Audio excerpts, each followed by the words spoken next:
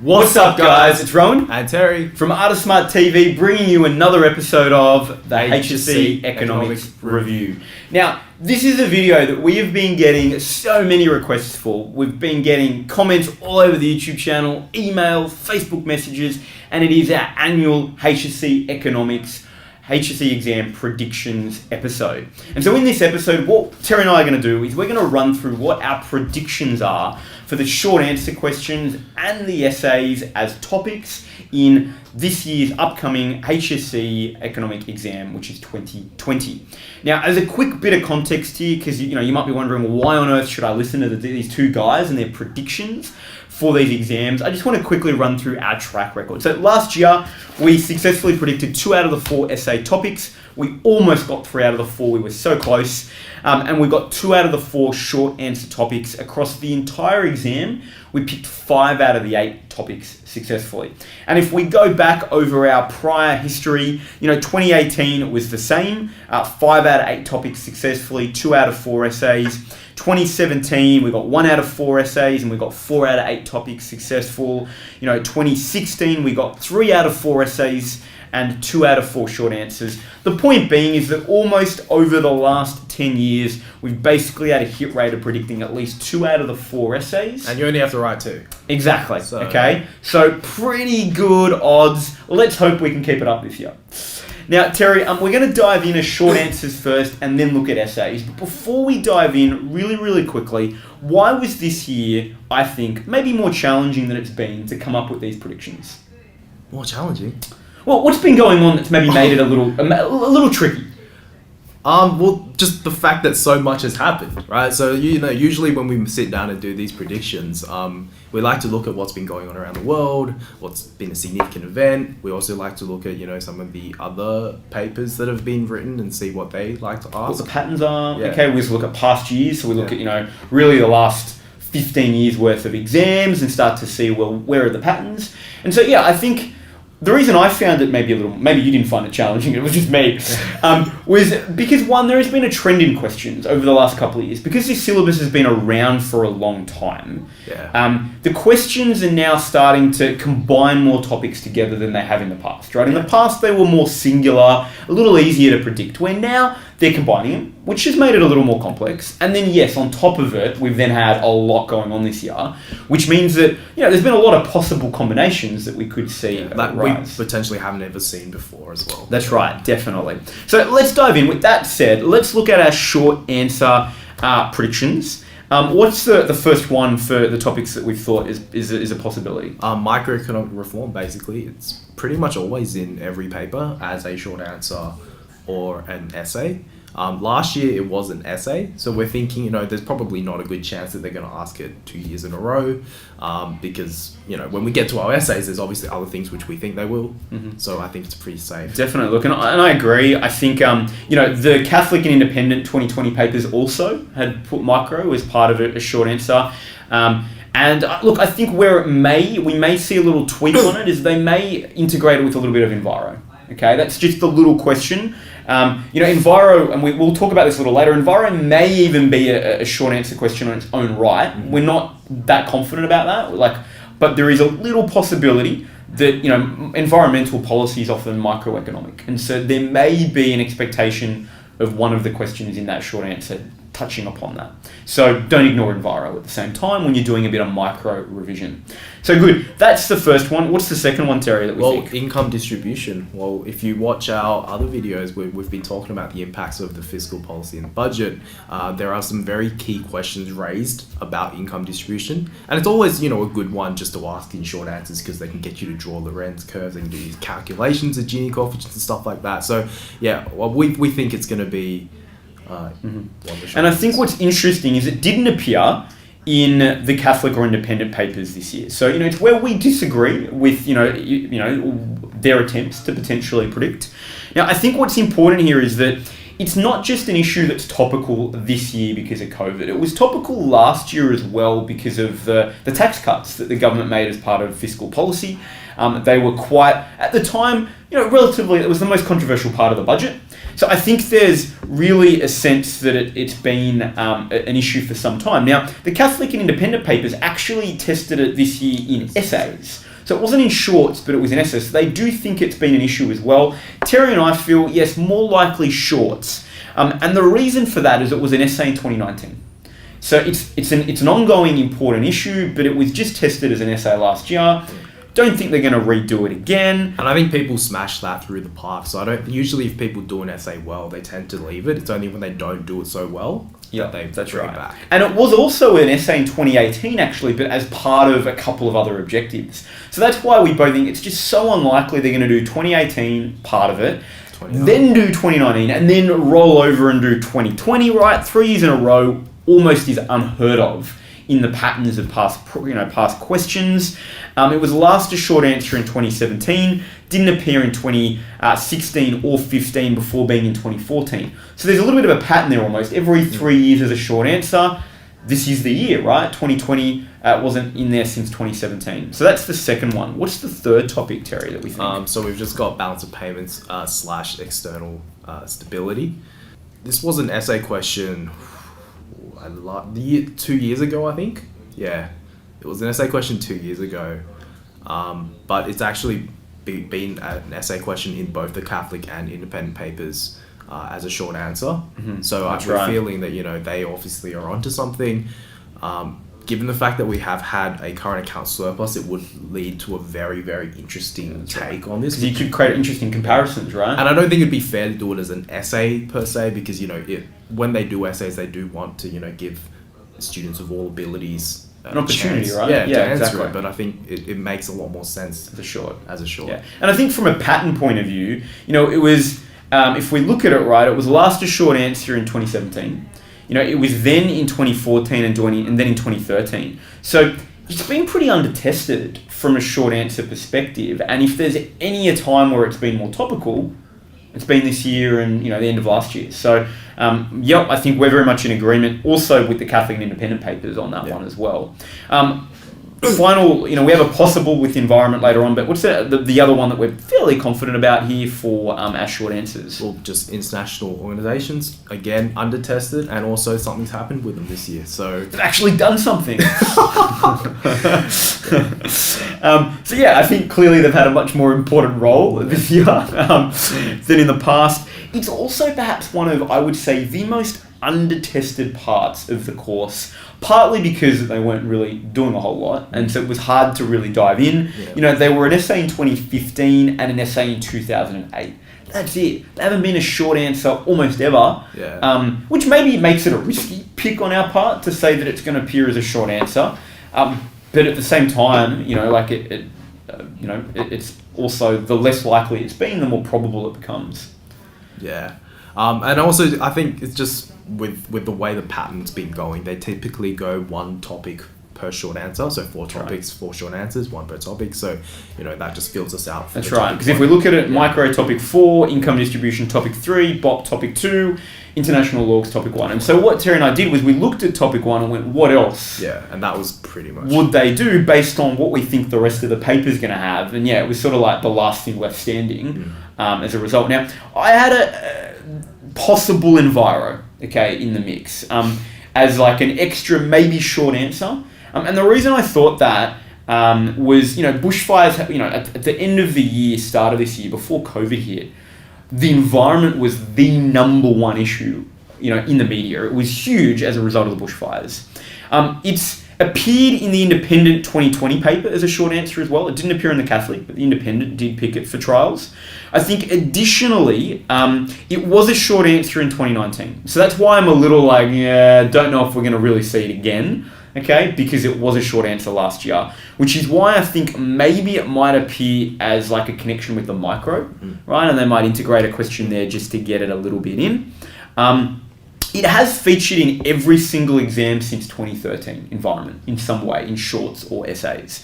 So it's why I feel like you're going to probably get enviro somewhere in this It's just not entirely clear where. Yeah, because I think that's also supported by the fact that in the syllabus it basically pops up 3 times, topic 1, 3, and 4. So I think it's very hard to write an exam which doesn't include environment. In some way, yeah. So in other words, make sure that if you're doing some last minute prep, you revise some of the enviro, and particularly don't, just revise it as, the in topic 3 as an economic issue. Like, revise it in its connection to the other topics, because that's most likely how you're going to get exposed to it. Now, I think this was just a little, tail end, a little categories of development. Very low likely, but just something that we'd sort of raised as an undertested area of the course. Do you have any thoughts on that, Terry? I mean, I think I have seen it as a short answer, but that was many moons ago. Yeah, that's right. It was a very, very long time ago. So it's still probably a highly unlikely, and if anything, potentially more linked maybe with international orgs, and the role that orgs play connected to that, but super unlikely. But it's also an area of the course that I think a lot of students just entirely overlook. They just gloss over from topic 1. And I think you can, it lends itself well to a 4, 5, 6 marker. That's right. So just take a look at that. Again, these are sort of 2 little additional things that just maybe to cover yourself.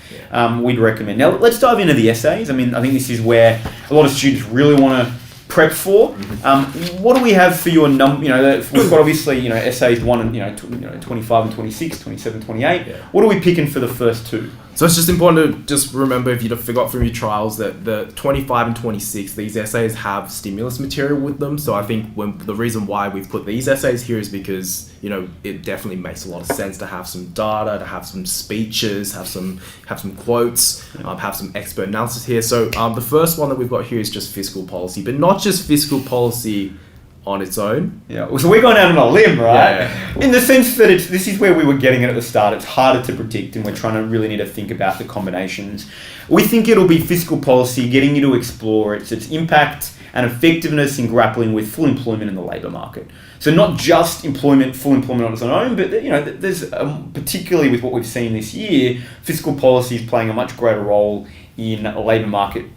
Structural unemployment is a really good example as a big issue. Skill shortages. There's a lot of other things going on here. So why do we think this? What's some of our rationale behind this pick? Well, we've basically, again, just looked at what Catholic and independent papers have done this year, and they've both included them as their essay questions. They did. They included slightly different objectives, though, in terms of their focus, though. So the objective focus they had fiscal and economic growth, budget and debt for the independent, and they had fiscal in policy with income distribution and full employment. Yeah. So we think, income distribution will be handled in shorts because it was an essay last year. And we don't necessarily think you're going to get a debt-related fiscal policy one and necessarily economic growth. We've gone instead with the labour market.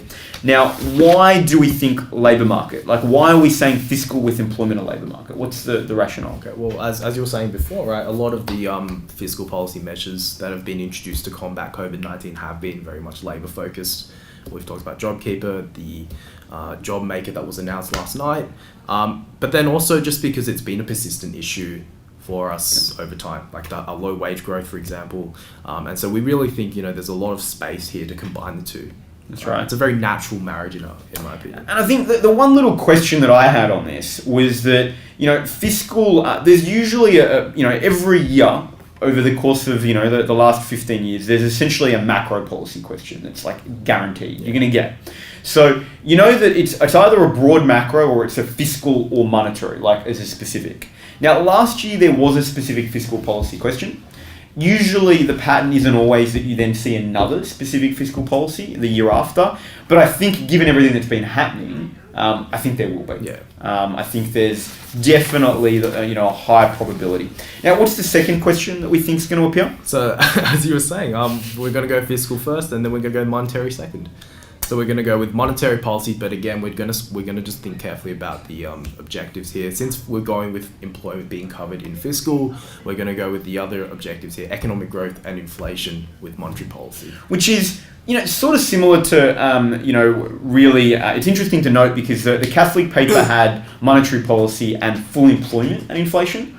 So you can see how we're sort of disagreeing a little bit on how we think the sort of objective play, is going to play out. Because we've said, look, we think employment will be fiscal, but we do think inflation will be here. And as we said in, the independent paper, the independent paper had a monetary policy with economic growth and employment. We're saying, look, we're going to trade that out with inflation instead. I think it just makes more sense, really. It does. Yeah, exactly. I think, the choice of the combinations in the Catholic and independents were a little interesting. So let's dig in. It wasn't examined, monetary policy wasn't examined as an essay in 2019. It was a short answer. So this does make it highly probable. There's also been, the last specific essay question on monetary policy that wasn't part of an overall macro policy essay wasn't since 2016. So we actually haven't seen a specific monetary policy essay for 4 years almost, right? Which I think really, just from a trends point of view, makes it highly probable. Why else do we think, though, Terry, this is also, just highly probable? It's just, again, been very much in the media. And I think, when we think about the assess kind of questions, there's a lot you can say to assess the effectiveness of monetary policy. So, and not just in the media, I want to add 2020, right? Like we had multiple tax cuts. Cash rate cuts last year, okay? So it has been, and the ongoing effectiveness of monetary policy as part of a macro mix last year was already questionable. So, with then the addition of modern monetary theory, quantitative easing, it really does make this quite an interesting question, which, I think also, as Terry highlights, really gives a lot of students, both those that, maybe not as confident in economics and those that, the guys watching this, super, into it, the opportunity, I'm going to assume that, the opportunity to really stand out as well. Yeah. Because that's why we put it here, in the 25 and 26 section. Because, there's plenty of great, data which they can use. Which you can use. Now, clearly, both of these are going to mean you're going to need to know your stats. You're going to need to know what's been going on with these policies really well. So watch our video. Yeah, that's right. We've just done a budget update. We've done a whole bunch of others. If you haven't, just go through and binge watch HSC Economics review. Now, the third question, which is part of the second two pairing, okay, what do we think that's going to be, Terry? So the first one we've got here is just the exchange rates, and we were thinking, this isn't just going to be exchange rates on its own. It has to kind of be married with something, because that's just how they do it these days. Okay. We thought there would be an exchange rate essay last year. It was actually a short answer. That's right.